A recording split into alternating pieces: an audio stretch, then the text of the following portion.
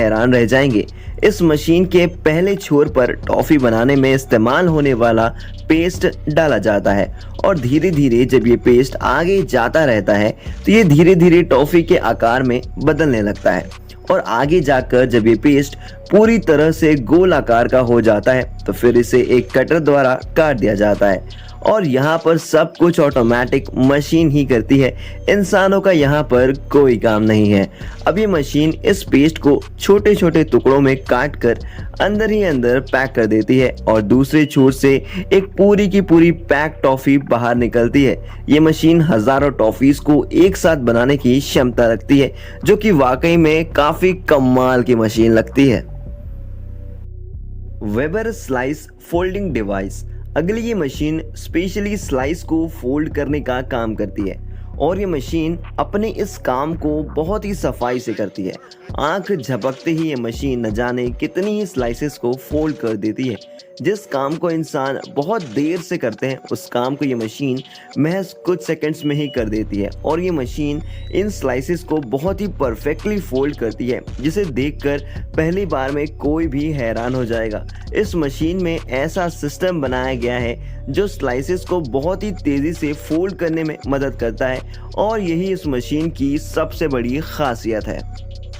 Potato packing line. हमारे देश में आलू बहुत सस्ते मिलते हैं और शायद ही कोई सोच सकता है कि आलू भी पैक होकर बिक सकते हैं, लेकिन आपको जानकर हैरानी होगी कि बाहर के देशों में जहां आलू की खेती बहुत कम होती है वहां आलू पैकेट्स में पैक होकर बहुत ही महंगे बिकते हैं और ये मशीन उन्हीं आलू के पैकेट्स को पैक करने का काम करती है। ये मशीन बहुत ही तेज़ी से आलू को पैकेट्स में भरती है और फिर उन्हें फुर्ती के साथ पैक भी कर देती है। साथ ही साथ ये मशीन पैकेट्स को अलग करने का भी काम करती है। ये मशीन आलू को इस तरह से पैक करती है कि किसी भी पैकेट में कम या ज़्यादा आलू ना जा पाए और ये सभी पैकेट्स में एक बराबर आलूओं को पैक करती है। जब ये मशीन आलू के पैकेट को पैक कर देती है तो ये आलू के पैकेट कन्वेयर बेल्ट के ज़रिए आगे चले जाते हैं, जहां से ये बड़े बड़े बॉक्सेस में पैक होते हैं और इन्हें बेचने के लिए मार्केट में भेज दिया जाता है। ट्रायफ कटिंग मशीन।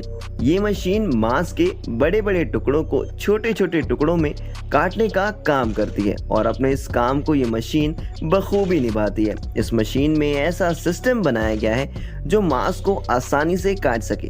सबसे पहले तो मांस के बड़े बड़े टुकड़ों को एक जगह पर रखा जाता है, जिसके बाद इस टुकड़े पर प्रेशर देकर कटर के पास भेजा जाता है और जैसे ही ये टुकड़ा कटर के पास पहुंचता है तो कटर इसे छोटे छोटे टुकड़ों में काट देता है और ये मशीन मांस के टुकड़ों को इतने ज़्यादा इक्वल शेप में करती है जिसके बारे में आप कल्पना भी नहीं कर सकते हैं। और ये मशीन कुछ ही मिनटों में सैकड़ों मांस के टुकड़ों को छोटे छोटे टुकड़ों में तब्दील कर देती है और बाद में इन टुकड़ों को पैक करके मार्केट में बेचने के लिए भेज दिया जाता है।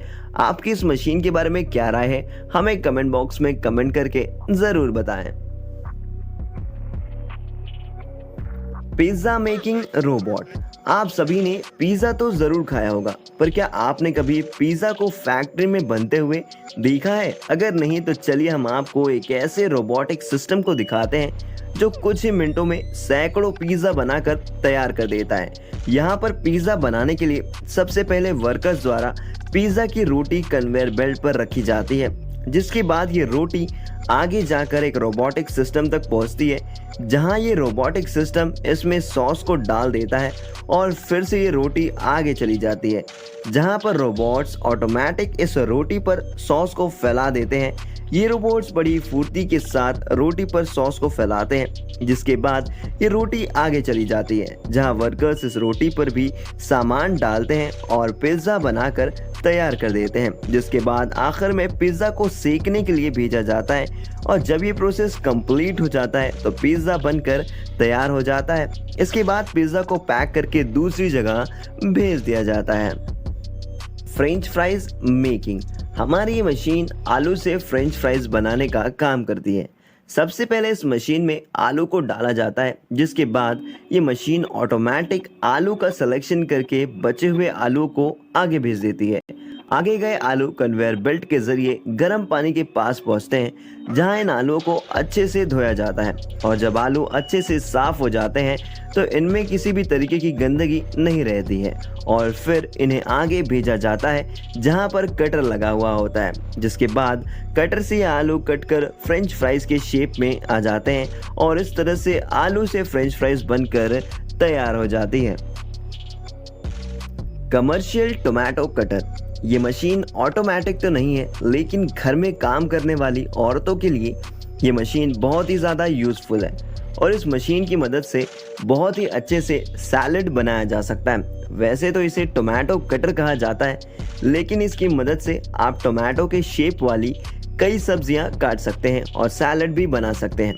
आपको इस मशीन के बीच में सिर्फ और सिर्फ टोमेटो को रखना है और आगे की ओर प्रेशर देना है, जिसके बाद अपने आप ही टोमेटो कट जाएगा। ये टोमेटो के टुकड़ों को छोटे छोटे स्लाइसेस में तब्दील कर देता है और बिल्कुल एकदम सटीक इस मशीन की मदद से आप न सिर्फ टोमेटो बल्कि नींबू और प्याज जैसी और भी कई सब्जियां काट सकते हैं। और अगर आप घर में अपने काम को थोड़ा बहुत आसान बनाना चाहते हैं तो फिर आपको इस मशीन को ज़रूर ख़रीदना चाहिए, क्योंकि ये मशीन आपके सैलेड काटने के काम को बहुत ही आसान कर देगी। Eggs lifter. चलिए अब हम आपको दिखाते हैं एक ऐसी मशीन जो अंडे से छिलका उतारने का काम करती है और एक बार में ये मशीन 15 अंडे के छिलके उतार सकती है। सबसे पहले इस मशीन में अंडों को रखा जाता है और फिर ये धीरे धीरे एक एक करके सभी अंडों के छिलके उतार कर उसके मटेरियल को आगे भेजती रहती है। ये मशीन अंडों के छिलकों को इतनी आसानी से उतार देती है जिसे देखकर ही मज़ा आ जाता है। इस मशीन में 2 रोबोटिक हैंड लगे हुए हैं जो अंडों से छिलका उतारने का काम करते हैं। जब अंडों से छिलका उतर जाता है तो बचा हुआ मटेरियल कन्वेयर बेल्ट के जरिए नीचे रखी बाल्टियों में आता रहता है और ये प्रोसेस लगातार रिपीट होता रहता है, जिसकी वजह से दिन में ये मशीन हज़ारों अंडों से छिलके उतार देती है और इंसानों का काम बहुत ही ज़्यादा आसान कर देती है। Fully automatic pizza maker. कुछ देर पहले हमने आपको पिज़्ज़ा बनाने की एक ऑटोमेटिक मशीन दिखाई थी, पर उस मशीन में इंसानों का भी अहम रोल था। लेकिन अभी जो मशीन हम आपको दिखाने वाले हैं उसमें मशीनों का कोई रोल नहीं है। जी हाँ, ये मशीन रोटी बनाने से लेकर पिज़्ज़ा में सॉस भरने तक हर काम ऑटोमेटिक कर देती है। सबसे पहले इस मशीन में आटा डाला जाता है, जिसके बाद ये आटे को गूंद कर उसकी एक लंबी शीट बना देती है और फिर उसके वेस्ट पार्ट को अलग कर देती है और ये शीट एकदम साफ सुथरी लगने लगती है, जिसके बाद कटर की मदद से ये इस शीट की रोटियां बना देते हैं और उसके बाद ये रोटियां आगे जाती हैं, जहां रोबोटिक हैंड इसमें सॉस भर देते हैं और उसे फैला भी देते हैं और इस तरीके से पिज़्ज़ा बनकर तैयार हो जाता है। केक ओमैटिक 100i। भले ही आपको इस मशीन का नाम सुनने में बड़ा ही अजीब लग रहा हो, लेकिन इसका काम आपको बहुत ही ज़्यादा सेटिस्फाइंग लगेगा, क्योंकि ये मशीन केक में क्रीम भरने का काम करती है और कुछ ही सेकंड में किसी भी तरह के केक में क्रीम भर देती है। ये केक में बहुत ही तेज़ी से क्रीम लगाती है, जो कि बहुत ही परफेक्ट तरीके से लगाती है। ये मशीन अलग अलग तरह से अलग अलग फ्लेवर्स की क्रीम अलग अलग केक्स में लगाने में सक्षम है। साथ ही ये डिज़ाइन वाली क्रीम भी केक्स में लगा देती है, जो कि इस मशीन की एक अहम खासियत है और इसलिए विदेशों में इस मशीन को काफ़ी ज़्यादा पसंद किया जाता है। हालांकि हमारे भारत में इस तरह की मशीन ज़्यादा देखने को नहीं मिलती है, लेकिन विदेशों में ये मशीन बहुत ही ज़्यादा इस्तेमाल की जाती है और मैं उम्मीद करता हूँ कि एक दिन हमारे भारत में भी ये मशीन बड़े पैमाने पे इस्तेमाल की जाएगी। Apple cutting machine. ये मशीन सेब को अलग अलग शेप में काटने के लिए जानी जाती है और आपको जानकर हैरानी होगी कि ये मशीन फुली ऑटोमेटिक है। हालांकि इसे ऑपरेट करने के लिए एक इंसान की ज़रूरत पड़ती है।